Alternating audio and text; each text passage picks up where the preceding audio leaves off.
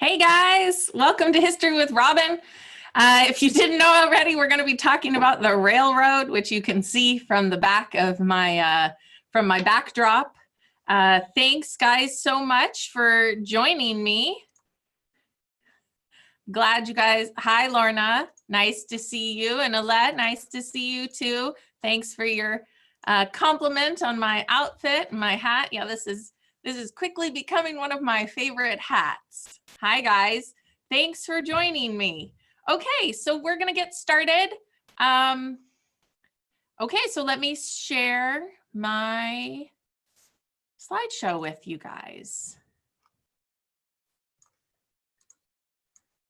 Okay, so this is our second to last webinar about US history, and we are going to be talking about the Transcontinental Railroad. Lily, who am I? I am a man who, or woman, but I guess really it was mostly men, who was working on the railroad, one of the railroad builders. And Jolly, I'm glad you like my hat. I really like it too. Okay, so some of this will be, so we're going to talk about the railroad, and if you've joined me before, we've talked about, earlier we talked about building roads, we talked about stagecoaches, we talked about the Pony Express, the California Trail, the Oregon Trail, all the ways, the telegraph, all the ways we could increase communication from one side of the country to another side of the country. And this is a great example of how that happened. AG, what are we talking about the last time? Tomorrow, which is our last one, we are going to be talking about cowboys and cattle drives. Okay, so let's begin. So in 1830, Americans had started laying railroad tracks as roads for rail cars to haul cargo and passengers. That's because it's much easier to move things on wagons with steel wheels on smooth steel rails. You probably already knew that. But did you know that the first railroads used horses to pull the cars? So this is the picture. At the bottom is one of the first railroads that they actually, it was more a little bit like a wagon that traveled on smooth rails. In America at that time, they had to use horses because they didn't have a steam-powered locomotive to haul the trains. But in England, they did have locomotives, and they were the world's experts in that. So the Baltimore and Ohio Railroad asked them for help getting a steam locomotive. But the experts said that the American tracks were too steep and too curvy. So they went up too steep and there were too many twists and turns. And that a steam locomotive would never be able to travel on them. So it seemed that the B&O Railroad, which is Baltimore and Ohio Railroad, was stuck using horses. Aubrey, no problem being late. We're talking about the railroad. Lila, same thing. It's no problem being late. We just started talking about the railroad, in fact. So they had to use these horses because they couldn't get a steam locomotive. But the directors of the railroad asked an American inventor named Peter Cooper if he could do it, if he could make a steam-powered locomotive that could travel on the American rails. He was 39 at that time, and he'd invented many things, but he'd actually never tried to build anything that's like a steam-powered locomotive. Still, he agreed, telling them that he thought he could do it and he'd give it a try.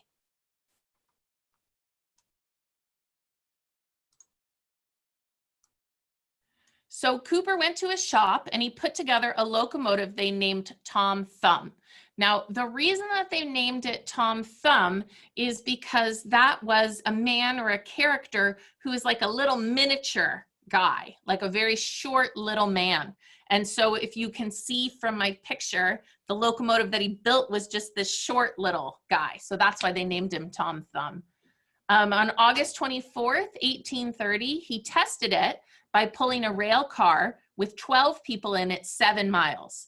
It was the first successful steam locomotive run in American history, but that wasn't enough, right? So next he ran Tom Thumb on a 13-mile trip with 18 passengers. It was also successful, and they got up to a top speed of 18 miles per hour, which doesn't sound like very much to us, because if you're in the car and you're going 18 miles an hour, you don't feel like you're going very fast. But for the first locomotive, that was a really successful trip.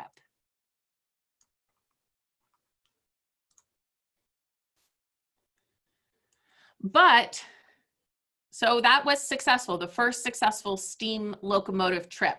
But the owners of another company called the Stockton and Stokes Horse-Drawn Stagecoach Company saw that demonstration, and they didn't want steam locomotives to take over their business. So they challenged Cooper and Tom Thumb to a race. And as you can see in the picture, it's the locomotive with pulling people against a horse pulling a wagon on the same tracks. And the horse got an early lead, then Tom Thumb got ahead, but then he broke down. So the horse actually won that first race. Even so, Cooper and his little locomotive, Tom Thumb, had proved Americans could make a successful steam-powered train. And soon the railroad industry or business took off. It became really popular and grew by a lot. By 1860, there were railroad tracks all over the eastern part of America. Businesses could haul their goods easily, passengers could travel easily, unless they wanted to go out west to Oregon or California. Because of the Oregon Trail and the gold rush, by 1860, 500,000 Americans were living in the West, in California, in Oregon, Nevada, Utah. And what if someone living out west wanted to go back east to visit their families? What if people back east wanted to go visit their families out west? What if a business in New York wanted to sell something in San Francisco? How could they do it? They could get on board a steamship, get seasick, maybe get caught in a hurricane, have to cross a disease-filled jungle, the jungles of Panama, then get seasick again on their 6-month journey. So you can see, we talked about this a little bit before when we talked about the Pony Express, but you can see the blue line was the route they had to take to get by boat to go from one coast to the other. Seems like an awful lot of work, doesn't it? Lily, what's the gold rush? The gold rush was a time when gold was discovered in California, in the city of what's now Sacramento, and a lot of people rushed to California hoping to find gold, and a lot of them did, and that's why it's called the gold rush. So, or they could take the train halfway, like if they didn't want to go on a boat and they didn't want to have all those troubles, they could take the train halfway, then get on board a cramped and crowded stagecoach, like the one in my picture there, and bounce along uncomfortably across horrible trails for another 2,000 miles of the 6-week journey. So imagine, look how many people are trying to be in that stagecoach. So much so that the inside is full and there's plenty of people sitting on top. Imagine traveling that way for 6 weeks. I definitely could not imagine traveling that way. It might be enough to make me want to go on the boat. Anjali, great question. What is Panama? Panama is a country that's in what we call Central America right now. So between North America and South America. And it was the place where the boats would go. Right now there's a canal. So there's a passageway for big boats to pass through. But before they built that, they would have to get off, take all the things, put them on donkeys, walk across that land, get on another boat and go. Lorna, yes, people could ride wagons the entire way, but I think it just wasn't, it would be cheaper, but I just think it maybe wasn't fast enough for what they'd like. So a young engineer named Theodore Judah, decided he would solve this problem. What's the best way to get from back east to the west and vice versa? Born in 1826 in Connecticut, he studied engineering as a teenager, and then he went straight from the classroom to help build a railroad in New York. Before he was 22, he worked on the Erie Canal. So for those of you that didn't see my webinar about that, a canal is kind of a ditch or like a river ditch that was dug between lakes or between like a big river and a lake so that boats could easily pass through it. And he helped plan and build something called the Niagara Gorge Railroad.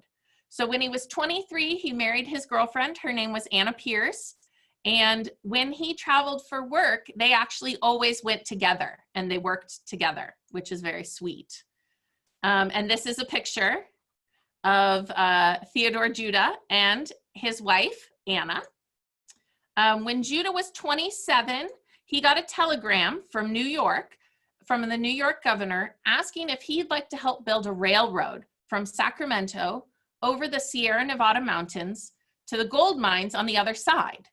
So there were gold mines, and in the middle, there was a mountain range. So they wanted to build it that way. So Judah decided to take the job. And then he decided that after he crossed the Sierra Nevada mountains with the railroad, he wanted to keep on going with the railroad and connect to the train tracks that were in the east. It would be a transcontinental railroad. So continental comes from continent, and trans means across. So it would connect a railroad from one side of the continent to another. It was a huge, huge, huge job.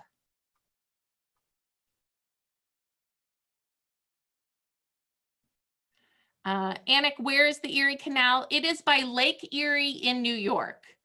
And Evelyn, I'm not sure that they used the words girlfriend, boyfriend back then, but it's the best to sort of communicate that idea. Though maybe they did, I don't know. So the red arrow is the railroad that they wanted him to build. Anjali, where is the Niagara Gorge? I am assuming that it's around where Niagara Falls is, which is a huge waterfall. If you don't know, that bridges between the United States and Canada. So soon after he got this telegram, Judah and Anna sailed on a steamship to Panama. So they went down to Panama, journeyed through the jungle to the Atlantic, and sailed. Actually, they must have journeyed through the jungle to the Pacific. Sorry, I put the wrong ocean there, and sailed on to San Francisco. And when he was there, he studied how steeply up the Sierra's rise was going east. So you can see this map kind of shows both sides. So on the left, we have the Pacific Ocean, and on the right, we have the Atlantic Ocean. So you can see there's the East Coast lowlands, there's some mountains, the Mississippi River, the Great Plains, which are flat, then the Rocky Mountains that are huge, then sort of this more rocky area in between, and then the Sierra Nevada. And from the Sierra Nevada, they go down pretty steeply. So that would be difficult for him. Anjali, I'm sorry, I forget what the word Sierra means. Sorry, that would be a good thing to research though. And how long did it take that railroad? Well, it took him a lot longer than he thought it would. It took several years. So as you can see from the Sierra Nevada mountains and the Pacific coastlands, this was not going to be easy to build a railroad through there. So he started exploring into the mountains to try to find if there might be a way through for a train on a railroad. And just look at these. These are some actual pictures of the Sierra Nevada mountains.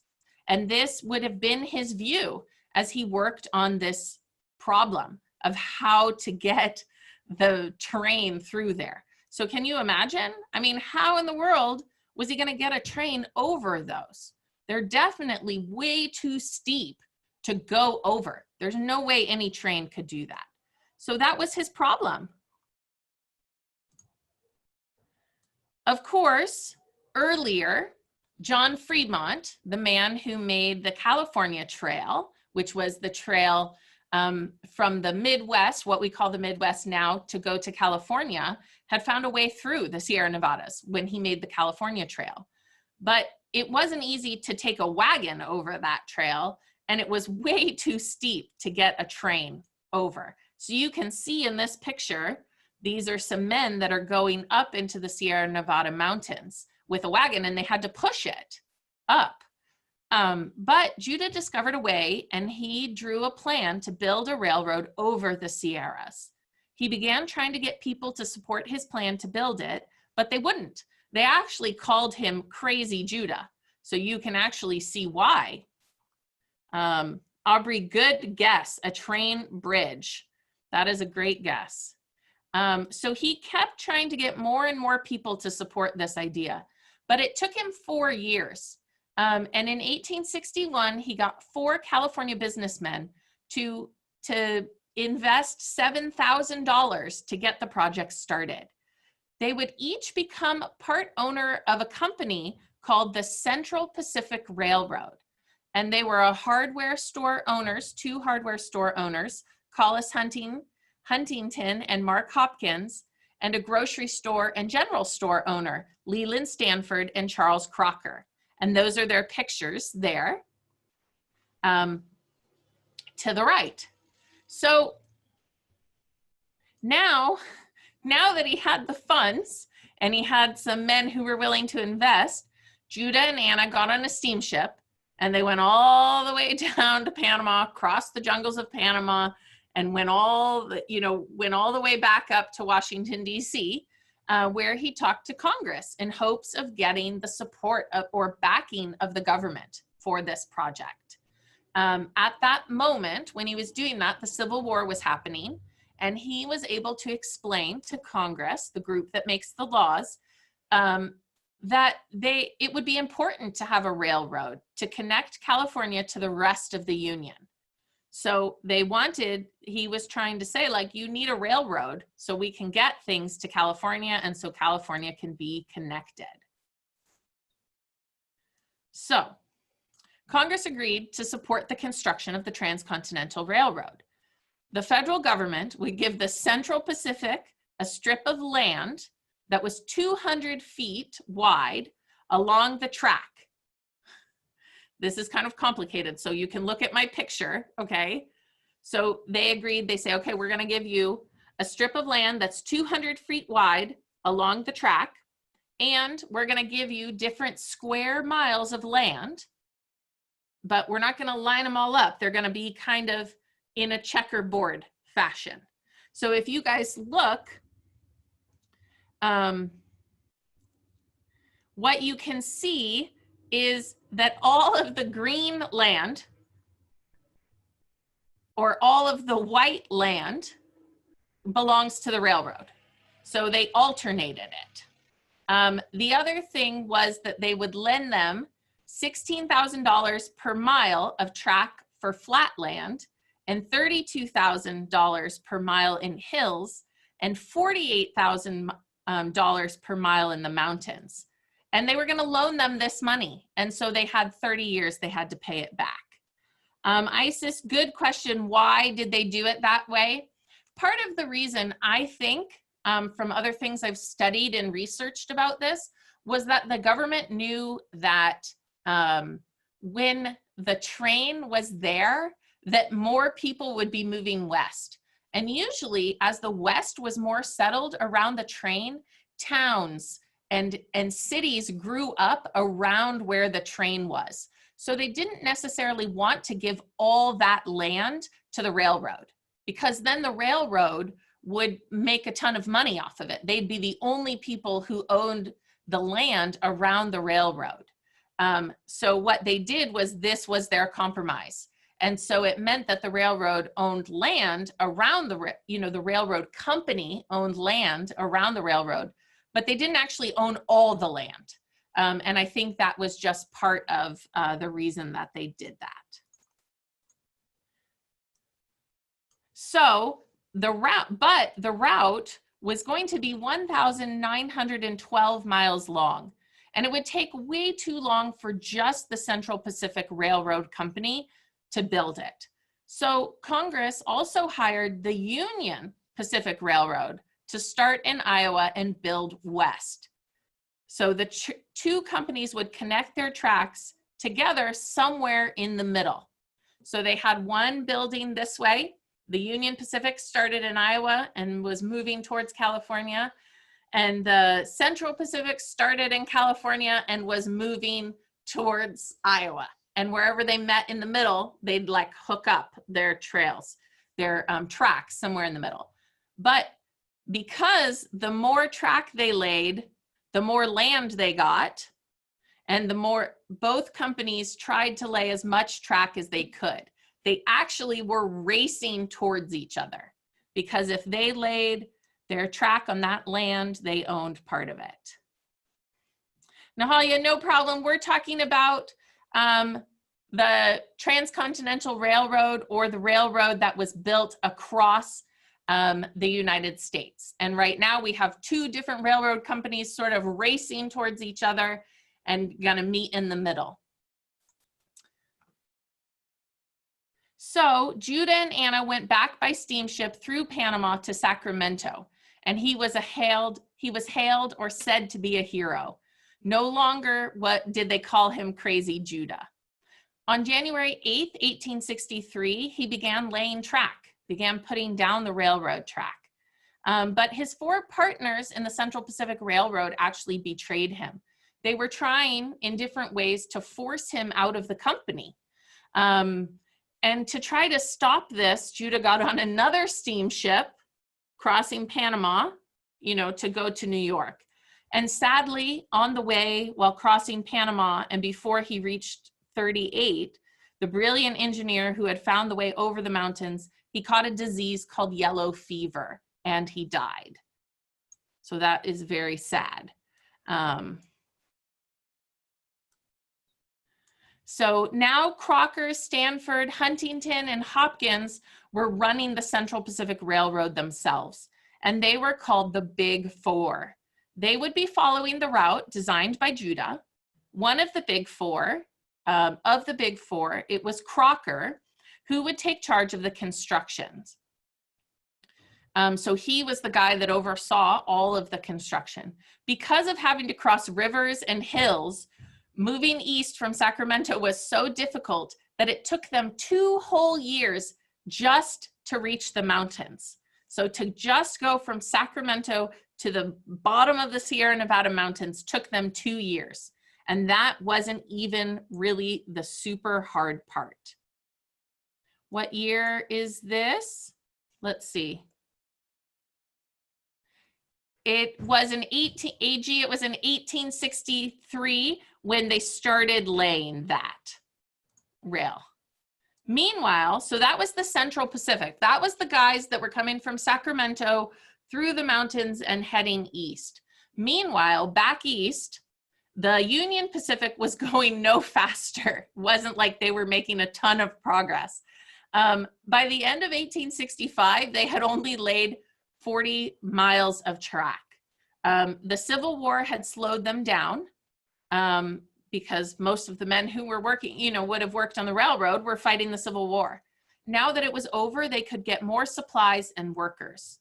They hired a lot of Irishmen, men from Ireland, who would work hard and for less money than many others.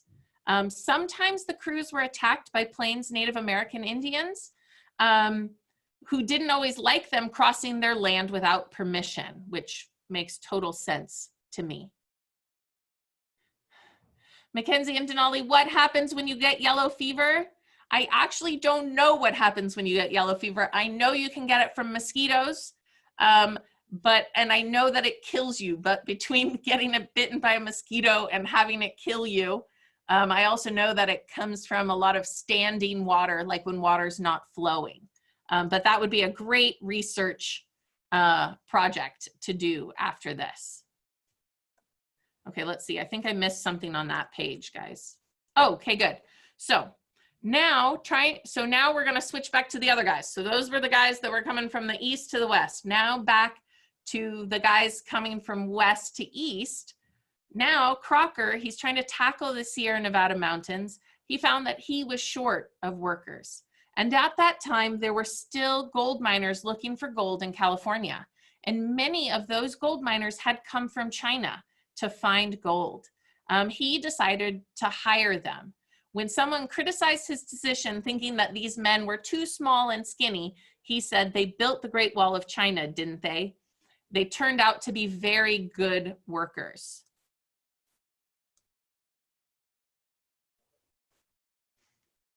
Oh, sorry, had a little bit of technical difficulty, guys.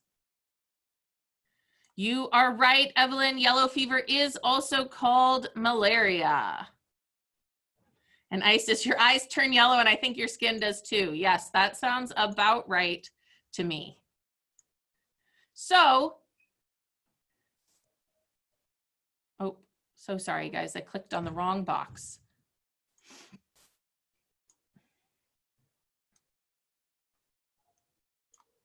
Okay, so, and the Chinese workers were very courageous. They would hang over the cliffs in baskets to knock holes in the rock to place explosives in it.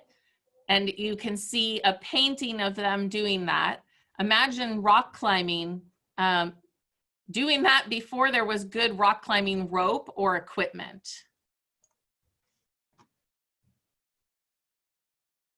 Sorry, again, I'm having trouble with my box.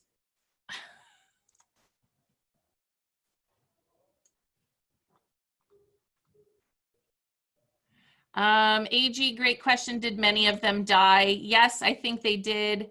It was very dangerous to be doing the railroad, especially when you're dealing with explosives and things like that. So often Crocker and his crews had to build big bridges to cross rivers or canyons.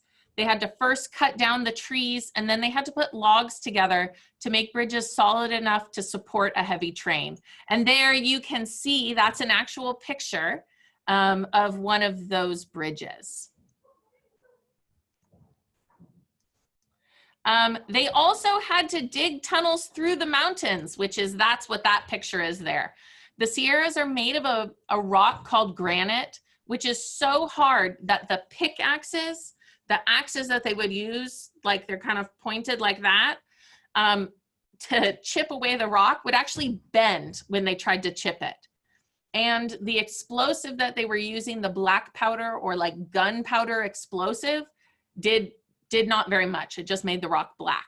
They actually had to invent dynamite, which I think everybody knows what that is, right? Or you've seen the cartoons where it's like the tubes and they've got the things out of them and they light it and it, so that dynamite was actually invented to blast through that rock, but the job was still very, very slow. For instance, one tunnel was only 1/4 of a mile long, so 1/4 of a mile long. They had crews working on both ends around the clock, night and day, but they still could only make 8 inches of progress every 24 hours. So they were going towards each other at 8 inches every 24 hours. It took them a full year to make that 1/4 mile. So that just gives you an idea of how tough it was for them to go through these mountains. But despite all of these challenges, they never ever stopped, even in the snowing, freezing mountain winters. They just kept going. Finally, by late June of 1867, remember, they laid the very first track in 1863, the Central Pacific had gotten past the Sierras on the exact route that Theodore Judah had planned. It had been really, really difficult, but it had been possible, just like he had known. But now it was summer, and they were in the flat Nevada desert. It was no longer cold, but the heat was so brutal and rough, and that made it really continued to make it challenging. But they kept on. They kept going.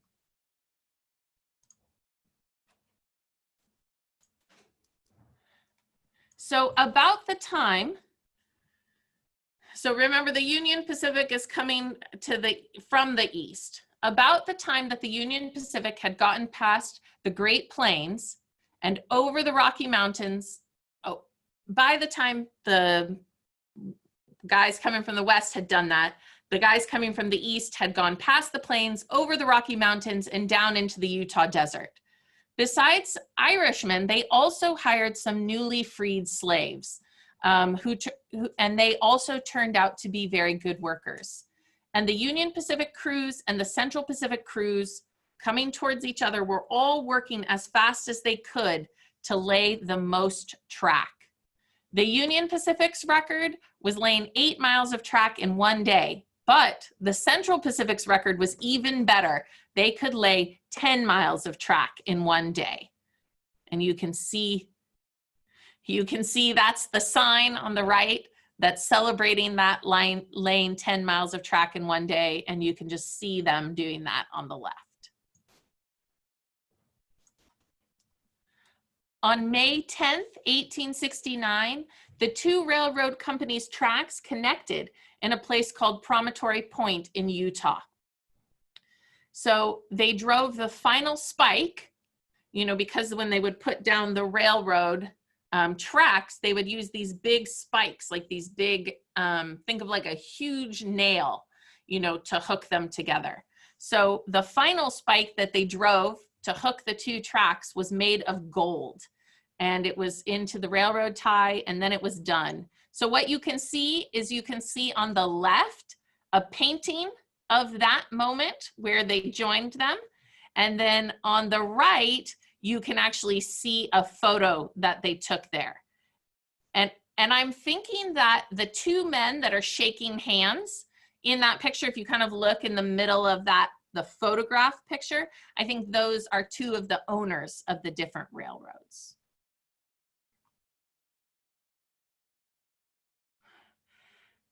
Nahalia, great question. What would happen if they met but it was slanted? What would they do?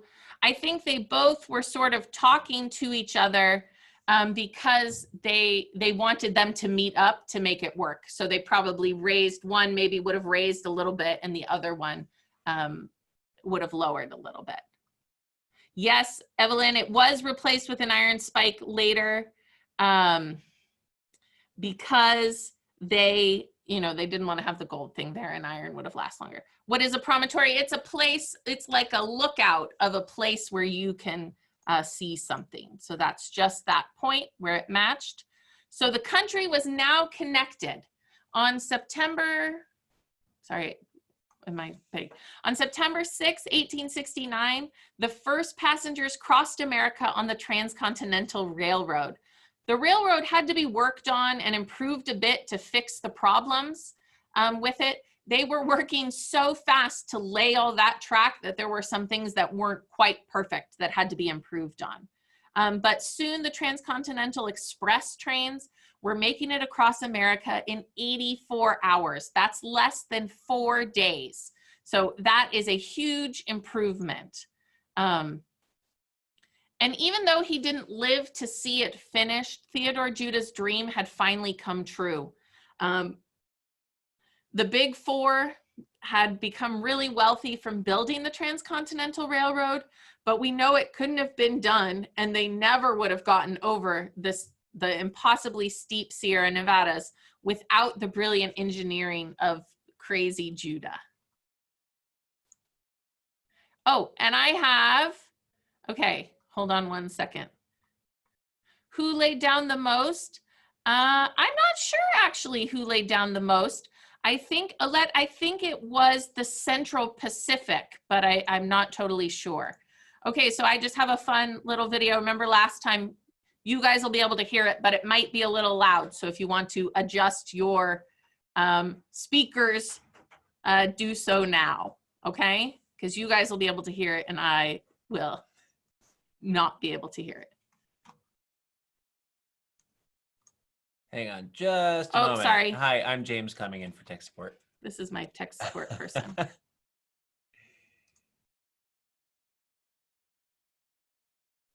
Sorry, just a second here. There you go. Okay, great. We won't watch the whole thing.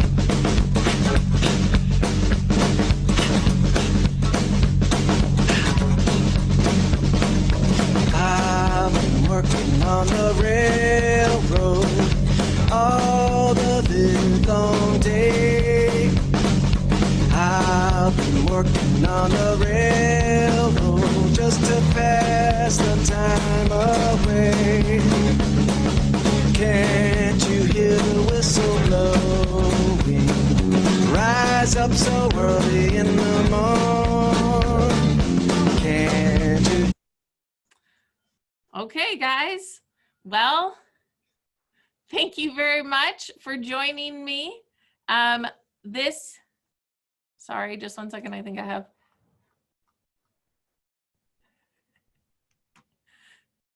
So thank you very much for joining me on our second to last History with Robin webinar. I really hope you enjoyed it and you learned something about the Transcontinental Railroad that was interesting. I certainly liked sharing it with you guys. And remember, tomorrow is my very last one. I'm going to be talking about cowboys and cattle drives. So I hope that you guys can join me for that. And then don't forget, on Friday from 2:30 to 3:15, we are doing our very final webinar. It's called the Grand Finale. So if you can join us for that too, we would love to see you. Okay, have a great day, guys.